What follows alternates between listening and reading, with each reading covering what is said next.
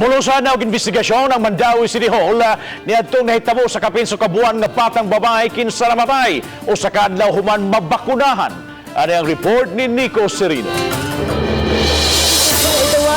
Naglisod pagdawat sa iyang kalit nga kamatayon ang ginikanan ni Baby Janela muduha ka buwan pa lang. Disyembre 5 namatay ang bata kundiin makita sa hulagway nga nanghubag ug nanglagom na ang likod ug paa niini. Usa ka adlaw sa wa pa kini mahitabo, gipa-immunize ang bata sa pampublikong tambalanan sa Mandawi. Lisod si kubuna-una nga. Ikatubog na ako, wala na siya sa akong tupad.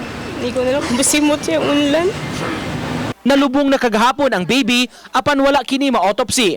Buot sa iya maginikanan, masayran unsa gyud ang hinungdan sa kamatayon. Pero nailain pa mga madisgrasya ba? Hindi mahitabo sa uban ba?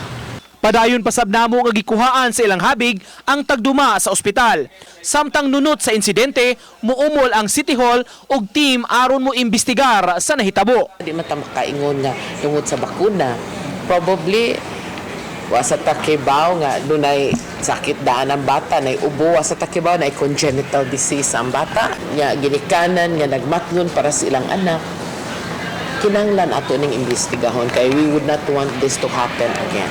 Sunod simana, magtigom ang local health board kabahin sa isyu.